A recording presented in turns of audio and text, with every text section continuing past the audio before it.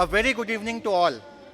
Before we begin today's session, may I request you all to please keep your mobile on silent mode through the length of the evening as a matter of courtesy to the proceedings. Please settle down. Thank you so much. So without further ado, I would like to invite on stage our first keynote speaker, Mr. Saurabh Sangla, Executive Director, Signet Industries Limited. Mr. Saurabh Sangla is a second-generation entrepreneur and is the Executive Director at Signet Industries Limited and Adroit Industries Limited. He completed his bachelor's in Science in Industrial Engineering and Operations Research at University of California at Berkeley in 2002. Along with this, he is the world's fastest Six Sigma certified champion. He was chairman CII Madhya Pradesh. Earlier, he had served as chairman at CII Malwa Zonal Council and also held a position at convener for EODB panel for Madhya Pradesh State Panel. He is the co-chairman International Business for Western Region in CII. He has more than 19 years of experience in torque transmissions, auto components, polymers, plastic products, and modern irrigation techniques. His innovative ideas have resulted in the development of a basket of over 4,000 torque transmission components and assemblies and over 1,500 products in the plastic industry. Under his leadership, both companies have won several awards globally for leadership and quality. Please join me in welcoming Mr. Saurabh Sangla on stage. Mr. Sangla, please. It's a pretty noisy evening and a very busy night for everyone because there are a lot of weddings happening. So I won't take much of a time. I haven't prepared a very formal speech. So I'll rather speak from my experience and share what we've done in the last few years, in last couple decades especially. Because I've been asked by DNB and Axis Bank to just share how digitalization has transformed our businesses, how we could scale up our businesses, what were the key strategy points that we believe in, and also I would like to share a couple mistakes we've made in the past. I think we learn more from our mistakes rather than more from our successes. So sharing the mistakes would be better, I guess. To start with, as rightly mentioned, Signet Industries Limited is the fourth largest irrigation company of the country and top 12 in the world today. And we irrigate over 60,000 hectares of land across the continents almost every year. And including, we are also responsible for transporting water that you drink every day in the city of Indore and various cities across the country. Along with that, we are also transporting a lot of gas around the country in various cities for your cooking gas and other industrial gases. Other than that, we also have a very interesting business. It's under the name of Adroit Industries India Limited, where we make torque transmission equipments, where we export to over 60 countries across the world and dominate the world by being the second largest in terms of the range of products that we manufacture. So when I joined my company, it is still being headed by my dad and a lot of our senior executives, senior presidents, and I had a good opportunity to learn with them, under them. So I was not given a very nice office. I was given a small little table space, not even a chair, because I was a trainee in my office to begin with. So for a couple years, I was moved around every month from one bench to another bench to train myself and to actually being judged whether I will be able to grow in the company and grow the company in future. So it was not an easy cake for me, but however, people thought I can. And what we were doing at that time in 2002 was merely manufacturing about 50 to 60 tons of plastic products a month, along with trading of polymers across the country. The whole idea here was how do we leverage upon our strength of finance? How do we leverage our strength of contacts in the polymer industry? So what we thought of doing was, why not we forward integrate our business? So that was my first strategy. Instead of selling our polymers and helping other companies to grow, it was important that we grow as a company ourselves by converting polymers into plastics, because we are a public listed organization and we are responsible for growth for our stakeholders and shareholders. So we started doing that, and we found niche places, niche gaps in the markets. And currently we are the largest manufacturer of plastic products in the central India, especially Madhya Pradesh and Uttar Pradesh put together. While growing the company, because it was an MSME, and we faced a lot of issues. First of all, skills. We still face skill issues. You heard about it that I have been involved with CII activities, so I have been able to talk to a lot of government officials. We are fortunate today that the current government officials in Madhya Pradesh, heading the industrial department as well as MPIDC, they all feel that there is gap in skill sets. So what we started working on is, instead of looking for skilled manpower, we started focusing on developing skills. That's what was important, to hire freshers or hire people who really need the job, and to have a development program within the company and mold them according to our needs. That was one of the most important things that helped us to grow quickly, much faster. Then it was all about productivity. We are from Malwa. We are known as, I'm also from Malwa, so don't pick me on that. We are also considered very laid back people. हो जाएगा, आज नहीं हुआ तो कल हो जाएगा. We've always believed in this. कोई बात नहीं, टेंशन मत लो, कल करेंगे. I feel that टेंशन तो नहीं लेना चाहिए, बट कल हो जाएगा, अपने आप हो जाएगा, ऐसा सोचना नहीं चाहिए. We have to make things happen. And it is important that we make an infrastructure so that things start happening on its own, rather than depending upon people, who have specific skills. So we started looking at changing the attitude of the people more than aptitude of the people. I think attitude plays a key role. So whenever we used to buy an equipment, whenever we used to hire people, we used to primarily judge people on their attitude, and we used to ensure that their attitude converts into aptitude to run the equipment to the most effective possible OEE that the equipment can give.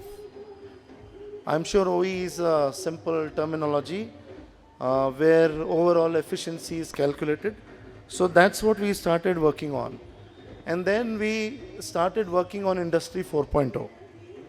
Industry 4.0 is nothing but, we talk about Industry 4.0, there must be a lot of computer experts here, there must be a lot of people who must be selling Industry 4.0 solutions to you, and they must be charging you a bomb. Actually, it's not worth that much, what they are quoting. It's really important to understand that Industry 4.0 is nothing but an information software which gives you the data at the right time so that you can take timely decisions. So we've implemented Industry 4.0 in few of our factories, and we are able to, our managers are actually sitting on the computer screens to view what is going on. And that helps them to take a decision right away, instead of waiting for a production report to come out next day and then to analyze what went wrong the previous day. So Industry 4.0 is very good, very helpful. It does not need to be bought. It can be really developed, but it is very important that in today's world we digitalize our machines, our processes, and analyze that our processes are smooth and consistent. So these are the few important things that our company took to grow our businesses.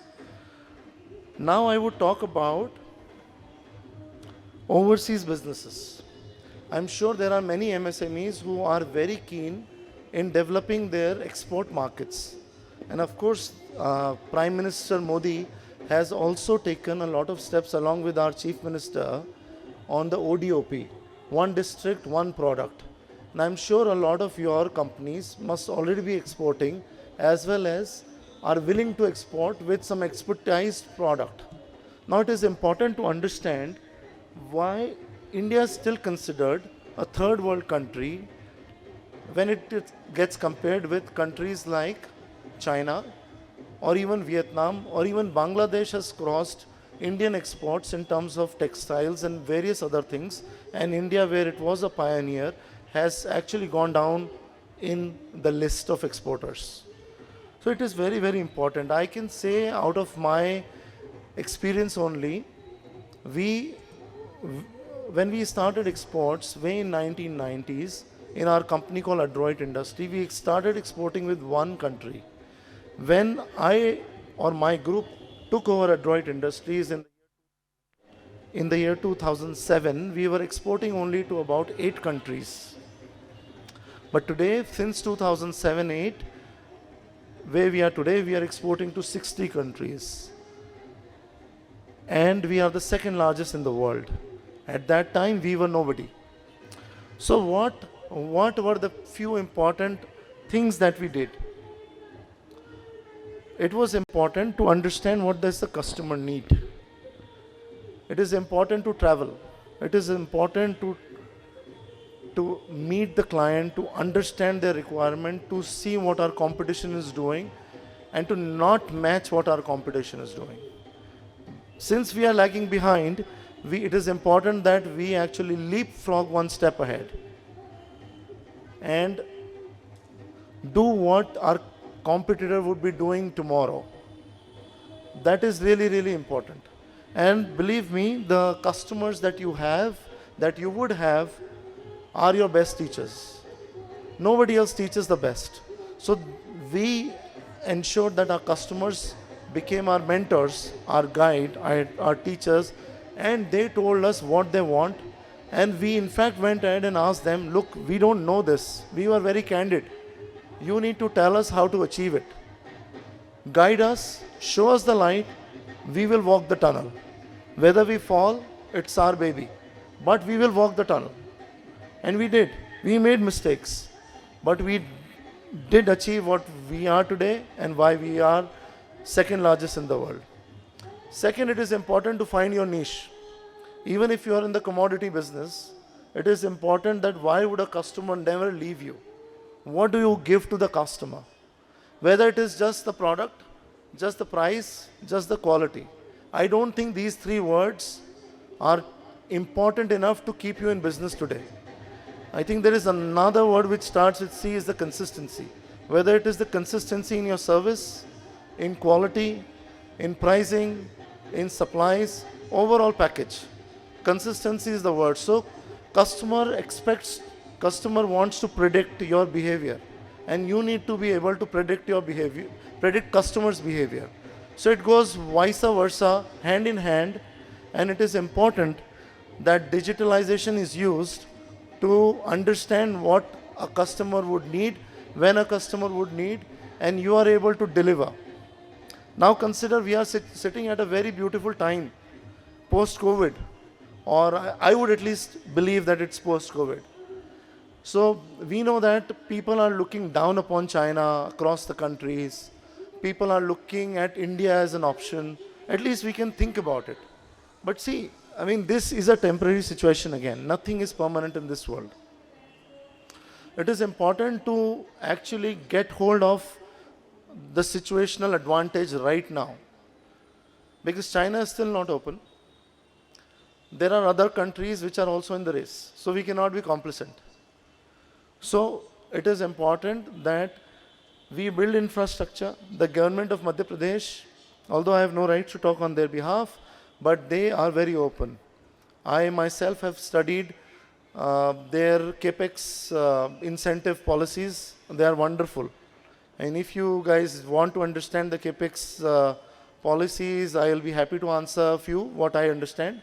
Otherwise, the Department of MPIDC is very vocal, very aggressive in explaining it so that you can invest in the state of Madhya Pradesh.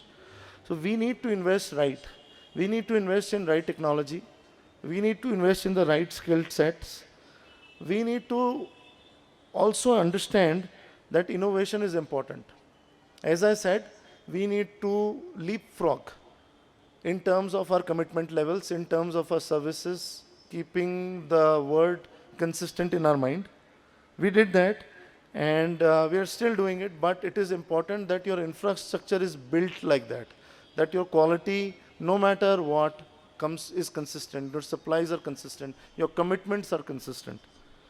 Um, so these are very, very important things. Another important thing is perseverance. I feel failing is very important. Failing is the first step to success, which we all have heard, but never give up. That is one very, very important aspect of life. Because doing something new, doing something differently, whether it is the same thing, it is also very important. Because if China is able to make something in $1, we need to make it in 98 cents. Because China is working on making it in 98 cents tomorrow. So we need to start working on that. And there are methodologies. Believe me, today also the labor is one of the cheapest in the country, across the world. So let's not bank on illusions which say that China is cheaper, China is this, China is that, Chinese government helps to grow the businesses, Indian government doesn't do that. I think it's an old story and we can't hold it. We need to actually see what we have, what we can do and how we can do. So if you do things differently, obviously you are going to fail. But I would really request that keep going. If you have a clearer vision and if you think it is possible, make it happen. Not today, but tomorrow you will. Then also it is very important to challenge yourself, challenge your team, challenge your ideas, challenge what is already set. I have heard many times in our factories where ये तो ऐसे ही होता है, हम सालों से ऐसे ही करते आए. Please don't believe in all that. That's not going to lead you to any success. Because अगर ऐसे ही होते आए तो सब कर ही रहे हैं. But how will you jump forward then? So we need to figure out ways how things are done in Germany, how things are done in China, how things can be done with a very, very important technology that primarily India has. I term it as Jugaad technology. So this Jugaad technology, along with the technology that Germans or Americans or the so-called developed world has made, if we club both of these, the technology becomes much cheaper, the success rate becomes much higher because you are actually taking the successful mantras of the third of the developed countries where this technology is already made and Indianize it and then create a solution which is apt for your company, for your growth, for your vision. So I think that will be very good. And for the startups, because I was told that this meeting is primarily for startups, but when I met a few of businessmen, whether they are fathers of my friends here, so just for the startups, see, you might want to do a lot of things in a day, but I will still tell you multitasking fails. I have been told by a lot of business gurus that don't do multitasking when I was doing it. And after practicing to not do multitasking, I really believe in the same idea. And I feel that you should avoid multitasking. Do one thing at a time. Do one major thing in a day. So imagine, if you just go back 1 year or let's say 365 days in your life, how many important things you've done in your life. Because you're doing so many things in a day, but how many really important things you've done.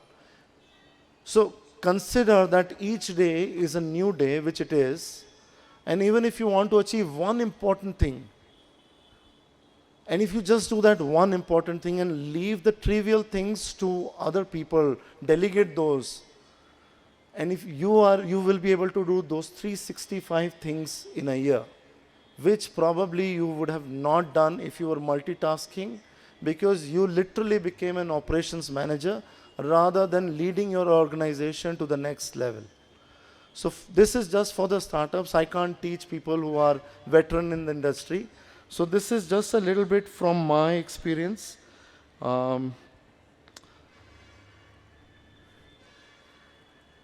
This is pretty much I was told, and also it is important to understand one thing.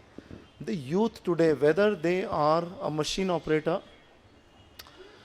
whether they are an engineer, whether they are just an ITI, whether they are just a school graduate, say class 10th or class 12th, understand they are all very digital in their own way. They use their mobile apps so easily, probably better than most of the educated people sitting here. Right? They are able to book their movie shows, they are able to book their train tickets or whatnot. They are able to scroll through their various Netflix or those kinds of entertainment apps. So why can't they use digital platforms which empower our company to take right decisions at the right time? So please do not undermine their capabilities. It is important that you train them and make them use and tell them how it will be beneficial for them. We have done it. It has worked beautifully. So it is just a last note. I have done a lot of, given a lot of gyan. I'm sorry if it was too much. On the last note, I'll just say to the startups that, whatever vision you have, whatever new ideas you have, it's brilliant. You are the future of the country. And in Hindi में मैं हमेशा बोलता हूँ जब भी मुझसे कोई नए लोग मिलने आते हैं, ये उड़ान आपकी है, किसी और से मत पूछिए कि उसे उड़ना कैसा है. आप अपनी उड़ान आपके दम पे उड़िए, अपने डायरेक्शन में उड़िए. कोई बिजनेस गुरु नहीं है, कोई आपको ज्ञान देने वाला नहीं है. आपकी उड़ान आपके हाथ में है. प्लीज़ खुल के उड़िए. Thank you. It's now, I would now open the floor for Q&A with Mr. Sangla. Questions, please.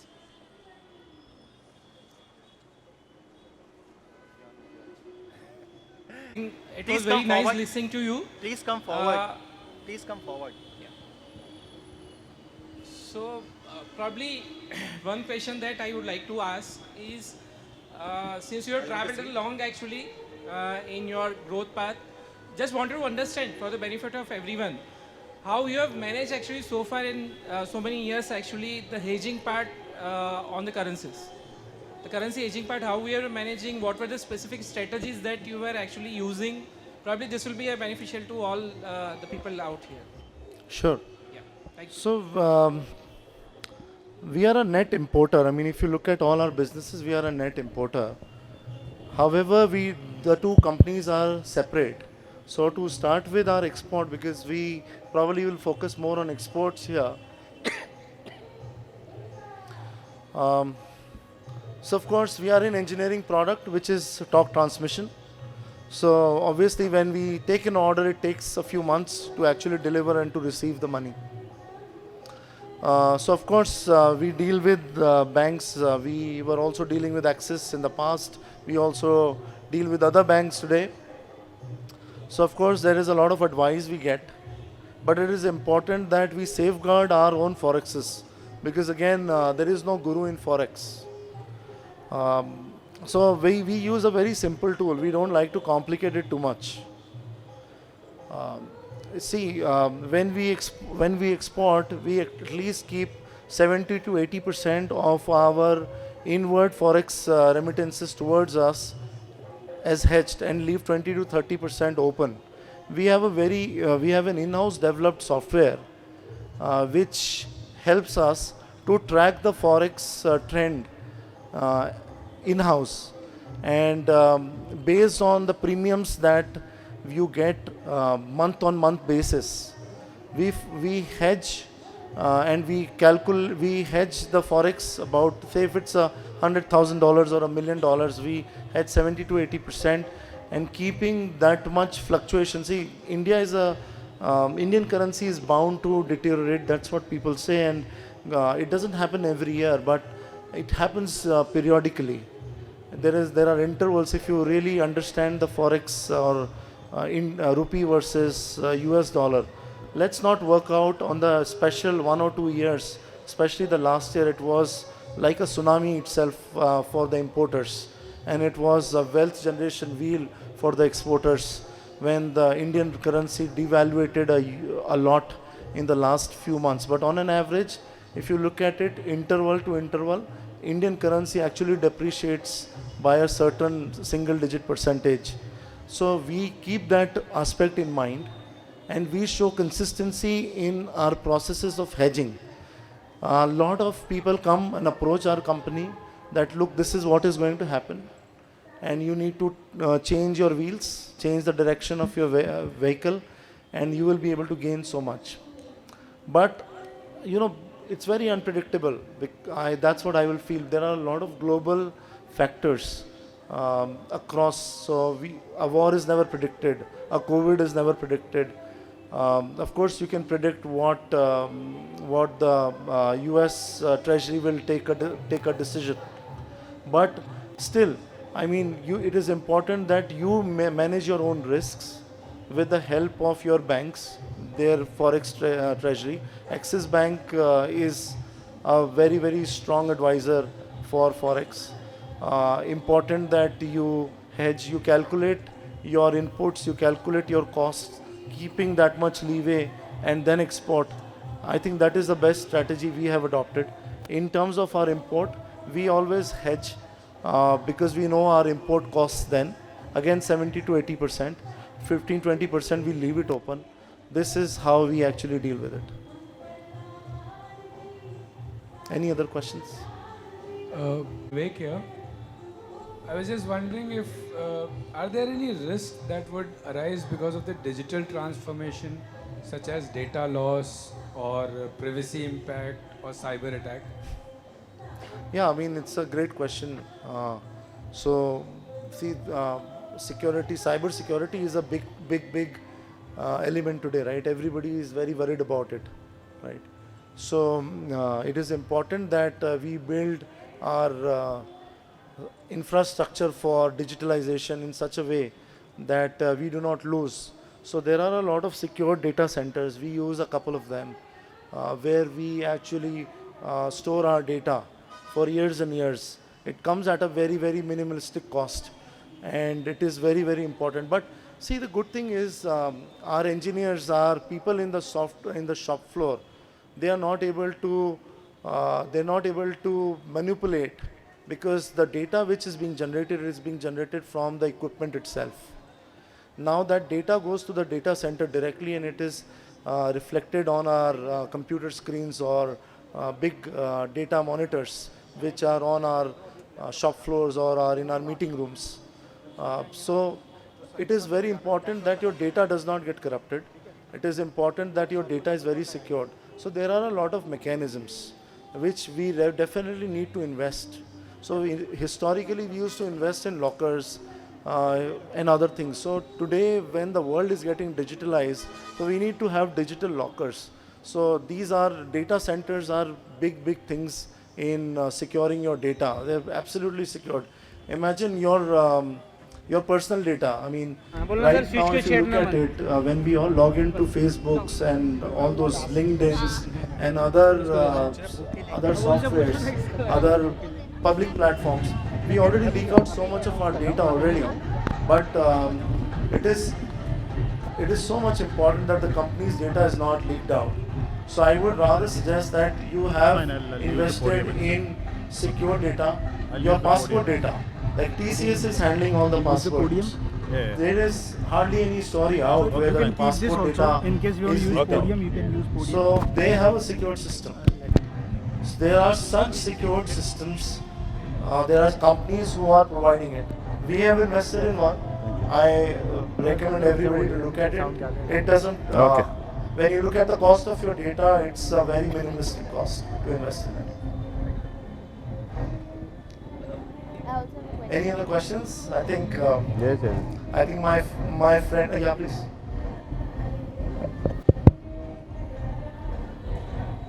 Hello, sir. My name is Nayan. I'm a company secretary by profession. So in the first Can you be a little loud because of the music in the background? I'm not able to hear. now, Yeah. so in the first part of your speech, you mentioned about the attitude and aptitude of the workers. Yeah. Since maximum people here are from MSMEs, so I think most of them also believe that since maximum of the profiles also require skilled workers, so why not to hire skilled people who will give productivity from day one, then to hire people with good aptitude, turn it into good attitude, turn it into aptitude, and maybe later when they are skilled, they will leave the company. So what actually made you believe that one is different than other? That's a very good question. I mean, it's very apt. Thank you for asking this. See, first of all, we need to understand, do we really get skilled people in Indore or in Madhya Pradesh? We have over 80 to 100 engineering colleges today in the city of Indore or around Indore. I'm sure most of the engineering companies who hire engineers, especially mechanical, industrial, or electrical, they must have observed that these engineers, their basics are not right. And there are ITIs, but there are a handful of people. There is a skills development center in Pithampur called Auto Cluster. That is also helping and producing some skilled manpower. But look at the demand we have, and look at the gap we have today for skilled manpower. So there is an obvious gap, and nobody can hire, or this gap cannot be fulfilled right away. So I will tell you an example. I was in California when I was studying at an engineering school called University of California, Berkeley. I was being interviewed from my bedroom at 6 a.m. in the morning because that interview was being done by a company called General Electric in the year 1999, when Mr. Jack Welch, the CEO of the Millennium, was leading the company. So I was being interviewed just for an internship. And it was at 6 a.m. because the headquarters was 2 hours away in terms of the timeline. It was 8 a.m. there. So the interview lasted for an hour. An interview was going on, and we were talking and talking. There's nothing related to engineering. So finally, the interviewer who was interviewing me asked me a question. Do you have any questions for us? I was surprised. I asked him, when are you going to take my interview? He said, this is what we were doing all the way for the last 1 hour. I said, but you'd never asked me any engineering question. I'm an engineer, I'm applying for a post of engineer. He said, look, your school has already developed your aptitude. You're getting educated at an engineering school of a world class. It also is a proof that you are already having that aptitude to grasp things, to deliver things. Now all we wanted to check is your attitude right towards life, towards work. That is what was the interview all about. That was one awakening for me, very, very important aspect which I learned, that it is important to check the attitude. Because if you have the right attitude, you can learn anything and everything. You can deliver anything and everything. Because we are not born engineers, we are not born pilots, not born doctors. So if you have the right attitude towards life, towards work, towards everything, then training according to the company's need will actually mold a person according to the needs of the company. Rather than coming from an engineering institute, rather than coming from a skilled institute, or rather than being highly experienced or trained, and that person coming in and trying to adopt your systems. So I feel that वो जो बोलते हैं ना कच्ची मिट्टी को घड़े में बनाना बहुत आसान होता है rather than एक घड़े को तोड़ के नया वापस बनाना. तो अगर एटीट्यूड सही है तो वो मिट्टी आराम से मोल्ड हो जाती है. So that is what is important. Of course, I mean, I'm not saying that experienced people are not worth it. It is very important.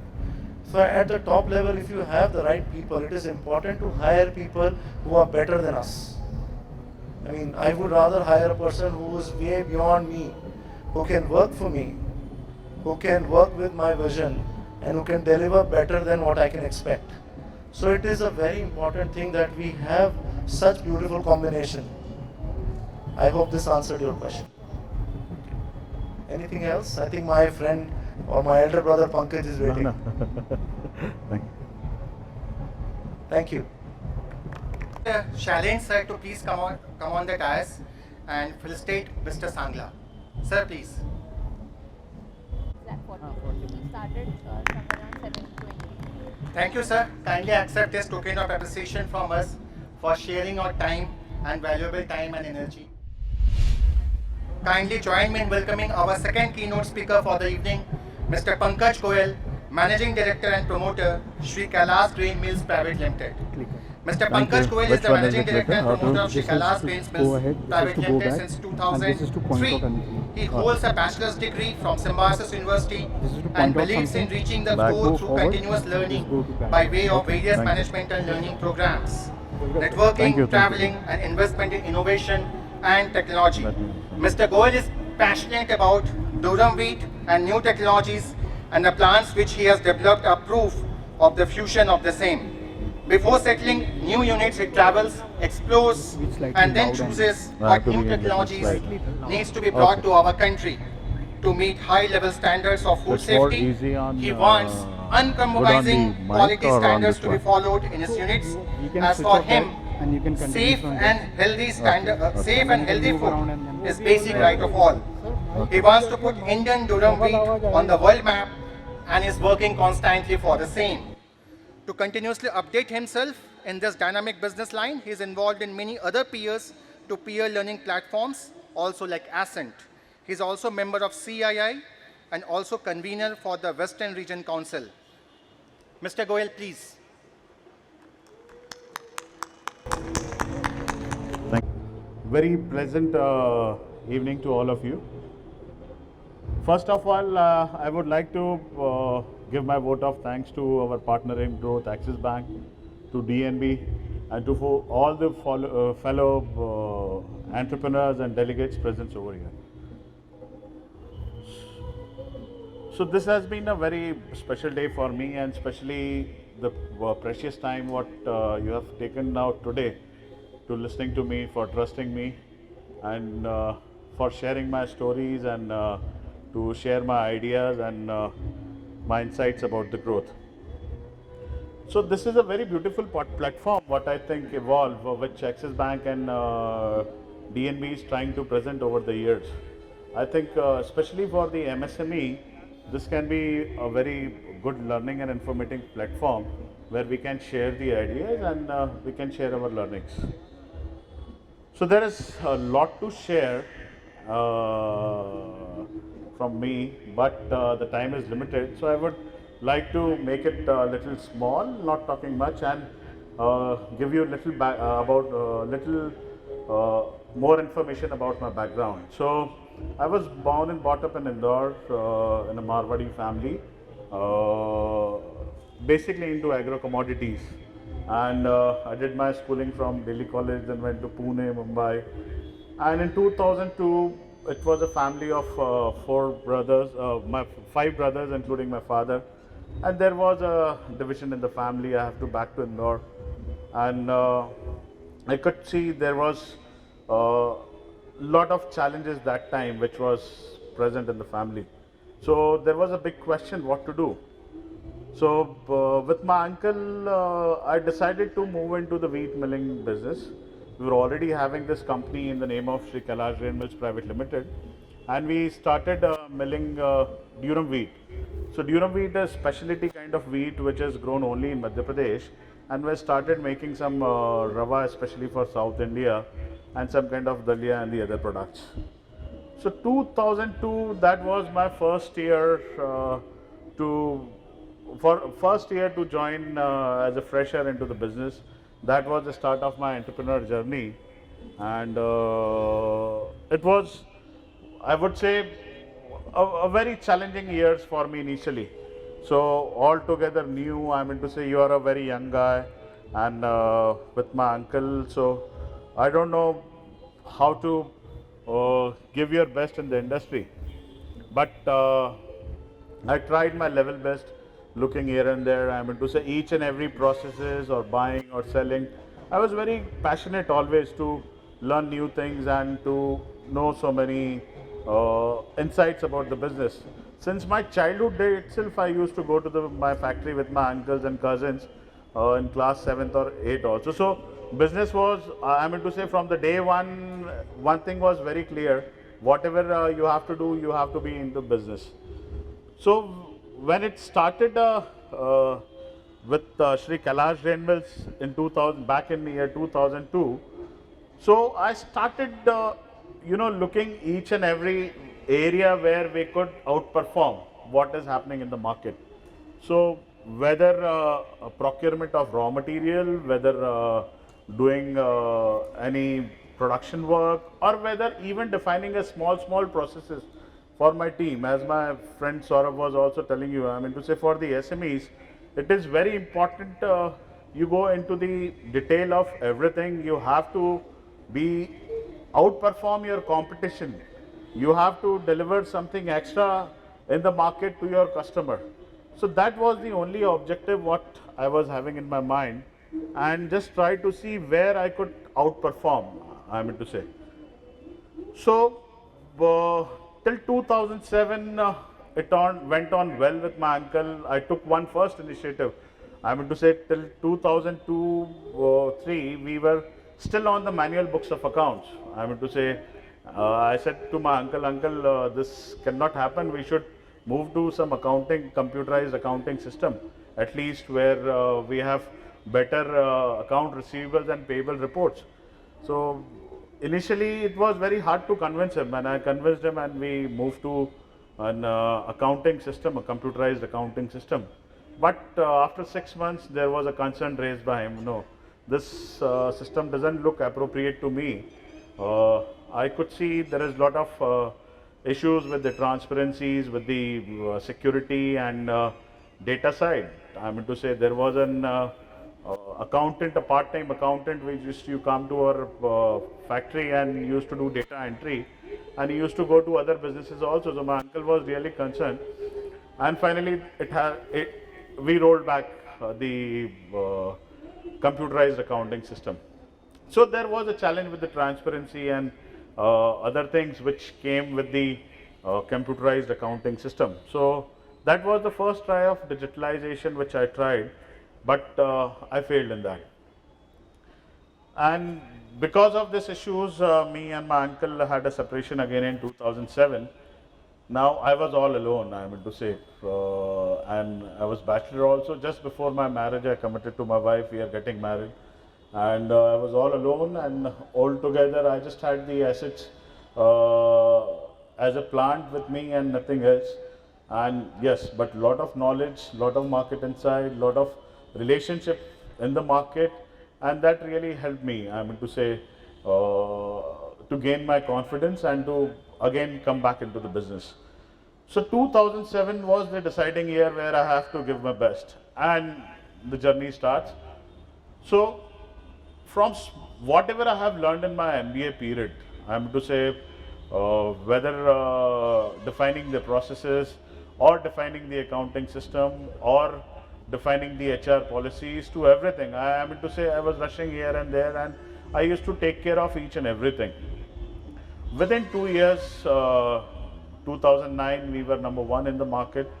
Whether you talk about using the various marketing stunts also, from packaging to marketing to branding to running a promotional schemes, to very small and short things I used to do. I mean to say, I used to have target every month, what is new this month.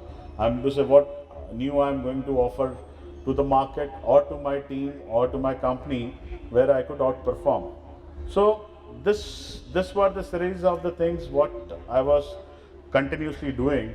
And 2009 we were like a number one brand in India, and so I mean to say small efforts counted a lot for me. Now 2009, I was quite content. I mean to say, we are doing something great. Now what next?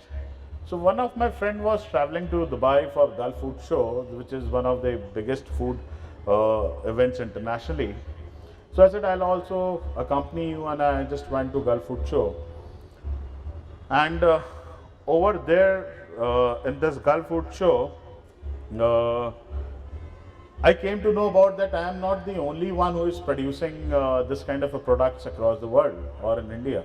There are the other companies who are producing the same kind of a products and doing it on a much larger scale. But since Indian economy was a very closed economy, and we are not good in exports, I mean to say, Indian products were considered always a low quality product, and even the cost component wise, we were very expensive to the other countries supplying across the world. So I got inquisitive, and I started traveling to European countries where these technologies were there, or to other Mediterranean countries. And that day, I was very keen. I just need to open a new plant. I need to adopt the technology. We were doing 40 tons a day at that time, but when I visited some of the units around the world, they were doing 150 tons a day, 200 tons a day.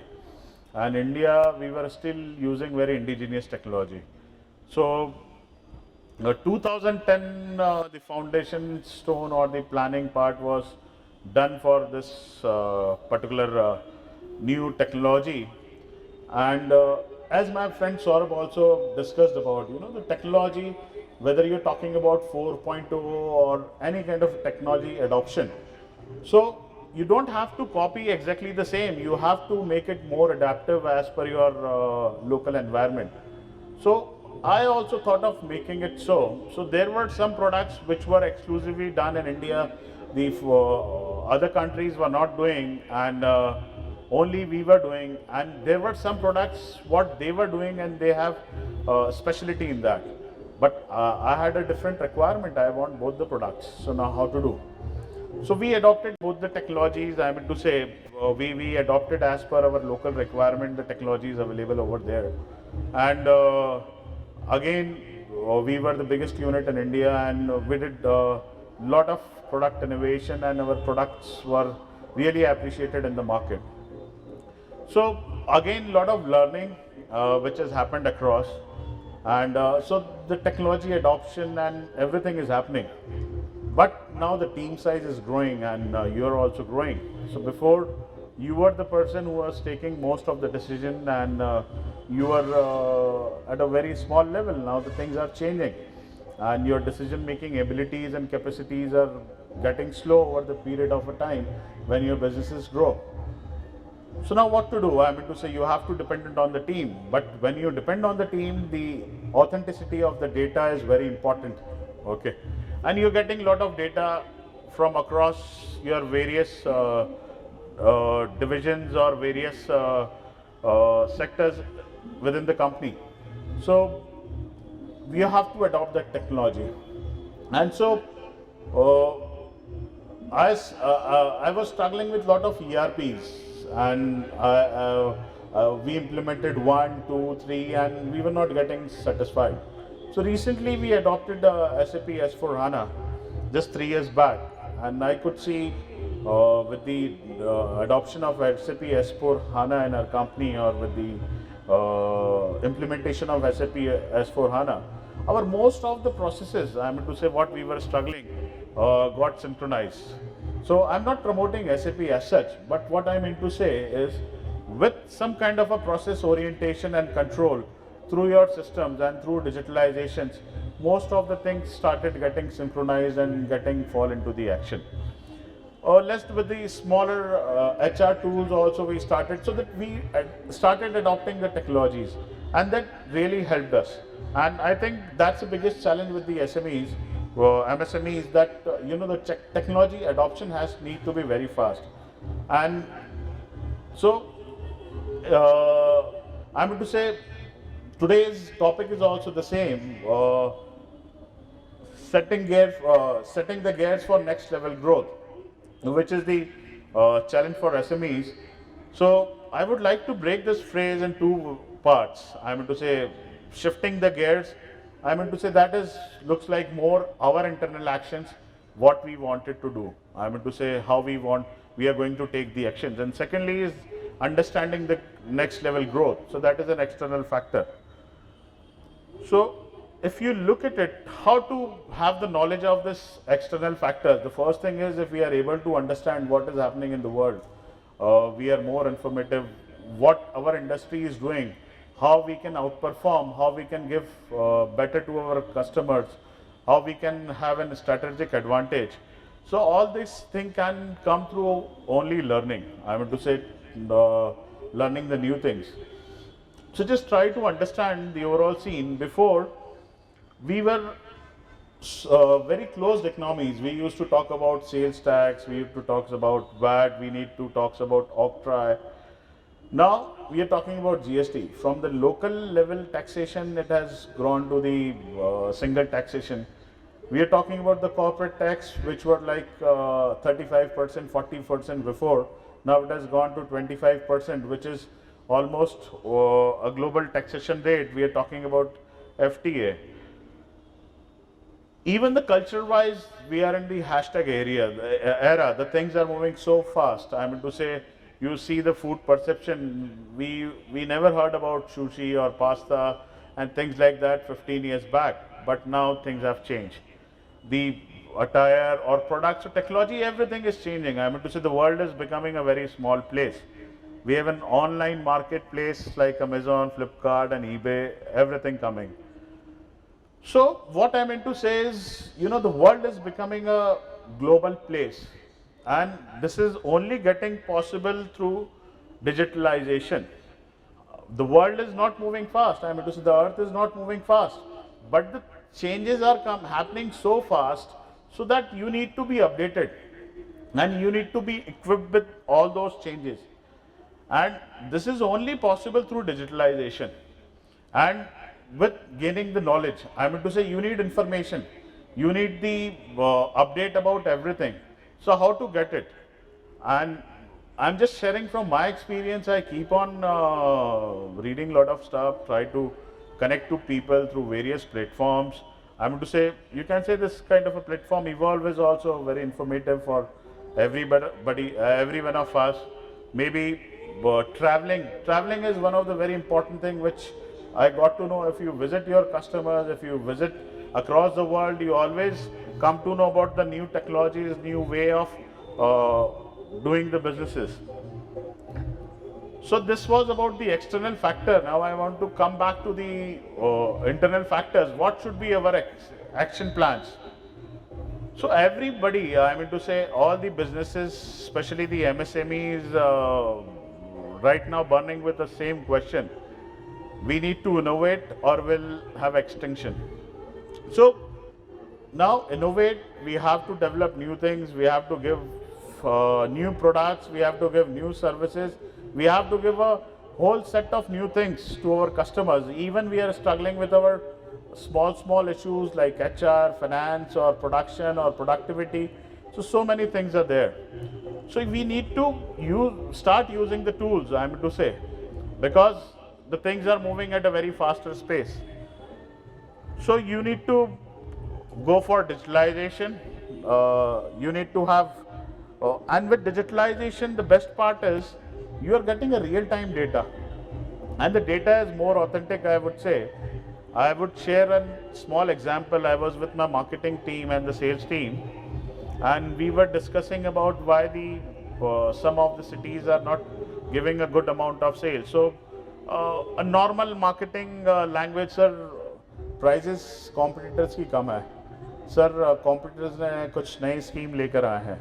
I said okay. Sir, यहाँ पर वो distributor का challenge आ गया है. I said okay. But when we transferred whole of our last 3 years data, month on month. And when I presented in front of my sales team, the perspective was altogether different. The sales team could not speak the same language कि sir हमारा prices कम है, because the data was there to to prove it. I mean to say this is not the case. This particular city, there are 10 customers. Out of 10 customers, you are not serving 2 customers. That's why our sales are going down, not because that the prices is a challenge. Overall, we are having 10 to 15% of growth per annum, but these 2 customers we have lost because of some service issues, and that's why the sales are going down. It's not only the pricing issue. So digitalization, I mean to say, the data what we got from SAP and we converted to BI, we had all the 3 years of a sale month on month, and with each and every product and each and every customer, really gave a different perspective about the whole subject. So I mean to say, let's see who all are using digital. I mean to say, world is going digital. I mean to say, you talk about the banks, competitors, employees, operation, government, everything is going digital. So if in our company we are still not going digital with our operations, with our process, with our communication, sometimes with our customers, so we are going to be left behind. And I know getting digital is not an easy affair. It's always a costly and a time-taking affair. But going digital is very important, whether to your customers or within your company, it is very important. And believe me, it can be all started with a small step. I mean to say, you don't have to go with the big softwares or anything like that. But the thing is, you need to have a willingness to go digital, I mean to say, within your company with the small changes. That is important. I mean to say, going digital is not just going to bring a solution to a smaller things, but even at the bigger company level, there are going to be a lot of shift in your business process and system. So the technology is evolving and that helps us increase availability of data, and we get real-time data for our consumers, competitors, cost, cash flows, everything. So your business can do the new things very fast and do the things in the right way. Now, how to do it? I mean to say, the biggest question, how to do it. So getting the data is most important thing. I mean to say, everybody should look at getting the right data from your productivity to your sales to your numbers. Numbers are very important, I would say. So if you start getting data, collection of data is the first step where digitalization is possible, and that's what we did in our company. I mean to say, still we have so much of data on our system, we are not able to use it 10% of it. But I'm very sure within 5 years or within 2-3 years, we are going to have a different perspective about our business. That data is really helping us. So getting the data is most important part. I mean to say, whatever way you are getting the data from the Excel sheets, from the WhatsApp, from any other tools or software, getting the data is very important. Then to protect the data and to synchronize the data is next level, and analyze, and then finally the utilization, where you can use those data or that analytics in your business decision. So there is a report, I mean to say, which is even looks applicable for all the companies. 75% companies say they have a digital strategy, but only 15% claim they have the skills and capabilities to implement it. So that is a challenge. I mean to say, the implementation is a challenge. You require really professionals and skilled people, and you require really a very much dedication to implement the things. I remember when we were implementing SAP. So generally SAP or any other ERP software takes years to get implemented, but our team and we implemented just in 3 months. So that was something very big, and that was only possible through proper planning and through proper structuring and training and lots of skilled people which were there for implementing our software. So thank you very much, and I would like to close this session from my side today. If you have any questions, please let me know. Thank you so much. Now I will open the podium for the question and session, please. Any questions with Mr. Goyal? With a deep insight of the industry as well as the life. So I would like to have some questions from the audience, please.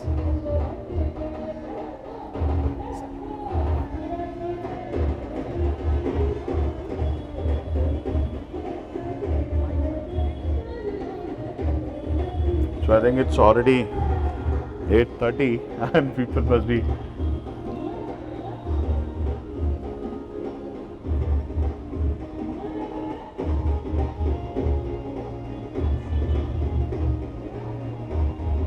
Joining us, sir, please. yes. I would now like to request Ranjit sir and Shailen sir, please come on the stage and felicitate Mr. Goyal. Sir, please. Thank you so much. Thank you. Thank you so much. Thank you so much. Thank you. Thank you, sir. Kindly accept this as a token of appreciation from us for sharing your valuable time and knowledge at Evolve 2022. Thank you. Thank you, sir. Thank you. Thank you. Thank you so much. Thank you.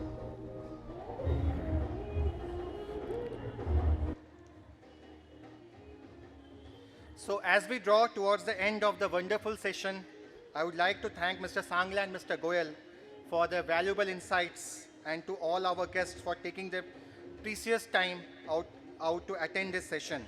I hope this session was useful, and we shall ensure we will come back to you next year with a new theme so we all can together evolve together. Before we end this session, your thoughts are very valuable to us.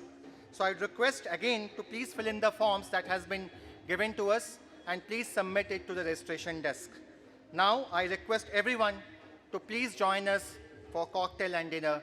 Thank you so much for joining this evening. Thank you so much.